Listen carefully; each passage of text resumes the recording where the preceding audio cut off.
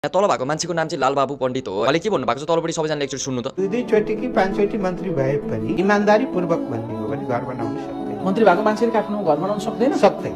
साँच्चै हो यो कुरा? केही बेइमानी नगर्ने हो भने सक्दैन। इमानदारीता पूर्वक काम गर्दाखेरि सांसद मन्त्री जतिचोटि भए पनि घर घडेर किन्न सक्ने हैसियत हुँदैन? हुँदैन।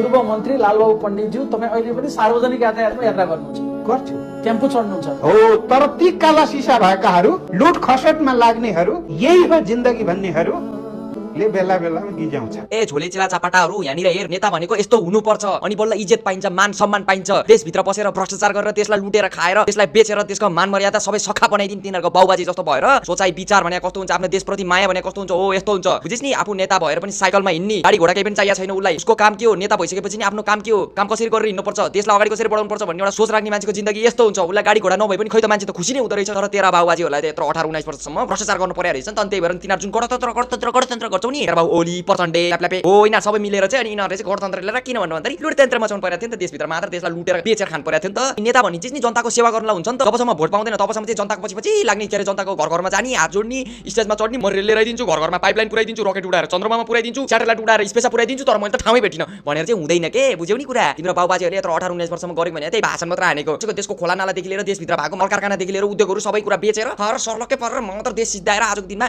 नेपाली जनता उठेर हामीलाई तिनीहरू चाहिँदैन, त्यसबाट निक्लेर छ आफ्नो पदबाट राजीनामा दे, मातर साला घैटे भनेर भन्दा पनि मातर नमानिकन अडिक भएर कुर्सी समातेर म त जादिन, मेरो कुर्सी छोड्दिन म भनेर मातर बसेको छ। तेरो बाबुआजीहरूलाई गएर राम्रोसँग सम्झाइदे। हेर अलि दिनपछि मातर जनता फेरि घरभित्र छिरेर मुन्टो पारेर मातर खुट्टामा समातेर घिसार्दै निकाल्ला फेरि घरबाट फेरि बाटोमा आएर उत्रेर गणतन्त्र गर्ने मातर यस्तो काम नगर कसैले पनि। सिधा तिनीहरूको गणतन्त्रको गाँड बुझिसक्यो आजको दिनमा हैन। देशभित्रको आधा भन्दा धेरै जनता मात्र काठमाडौँमा आएर उत्रेर हामीलाई राजा चाहियो भने देखेको छैनस्? अनि अझै पनि आएर भन्दा छ हामी गोली चलाइदिन्छौँ रे, हामी राजावादीहरूलाई ठोकिदिन्छौँ रे, हान्दिन्छौँ रे। मातर गणतन्त्र तेरो गणतन्त्रको गाँड बुझिसक्यो। यति कुरा याद राख्नु, बुझिस् नि? तेरो बाबुआजीहरूको सोच विचार धारणा यस्तो छ। हो यस्तो हुनुपर्छ नेता भइसकेपछि। लोभ लालच भन्ने चाहिँ केही पनि छैन। नेता केको लागि हुन्छ बे? नेता भनेको एउटा सर्वसाधारण देशभित्र भएको जनतालाई सेवा गर्ने, देशभित्र भएको जनताको हिसाबले चल्ने हो नेता भनेको। मात्र आफ्नो हिसाबले चलेर त्यसलाई बेच्ने होइन, मात्र छ्याक्ने। देशभरि बेरोजगार बाहेक अरू केही पनि छैन। देशभित्रको युवालाई विभिन्न देशमा बेचेको छ अनि त्यही बेचेको पनि हिजो अस्ति काण्ड निस्किरहेको थियो गृहमन्त्रीको नाममा। होइन तिनीहरू नेता हो कि गुण्डा हो कि माफिया हो कि के हो तिनीहरू भने कि मात्र अब देशभित्र भएको त्यो ढुङ्गा माटो छ, अब त्यसलाई पनि अब बेचेर खाएर सकाइदिने हो र भनेको के। नेपाली जनता र देशलाई अलिकति राम्रोसँग आनन्दले सास फेर्न दे अब त। नेता भनेको पनि त एउटा कर्मचारी नै त हो नि, नामले पनि नेता भएको त नि भने के। स्यालेरी त उनीहरूलाई पनि आउँछ नि, आफ्नो स्यालेरी मात्र लिएर भ्रष्टाचार नगर्ने हो भने त्यो नेताले यसरी धनी हुन सक्दैन, यसरी गाडी चढेर यत्रो घर बङ्गला बनाउनै सक्दैन के। यो मान्छेले भनेको एकदम ठिक कुरा हो यो। तर हाम्रो देशको अहिलेको नेताहरूको नि अहिले जग्गा जमिन उनीहरूसँग भएको पैसा यदि छानबिन गर्ने हो नि मात्र यिनीहरूसँग अरबौं पैसा छ अहिलेको दिनमा। खास तिनीहरूलाई थाहा छैन होला, झोलेहरूलाई कहाँ थाहा हुन्छ। बाउबाजीहरूले हगेको उदा खाएर नि अनि उनीहरूले त्यही लुटेर राखेको नेपाली जनताको रगत चुसेर खाएको पैसा छ नि, हो त्यही पैसाबाट तिनीहरूलाई पालिरहेछ तिनीहरूले। अब अलि दिनपछि भाग्ने बेला भएपछि तेरा बाउबाजीहरू पोकोपुन्त्रो पारेर देश छोडेर भाग्छन् अनि तिनीहरूको त्यही बिचल्ली हुन्छ त्यसपछि। हो त्यही भएर भोलिको दिन पनि सोच, आजको दिनमा यसरी बाउबाजीको गु खाएर 1 गिलास रक्सी 500 रुपियाँ पैसा नि 2 थाल भातमा यसरी बिकेर आफ्नो देशलाई बेचेर आफ्नो इमान बेचेर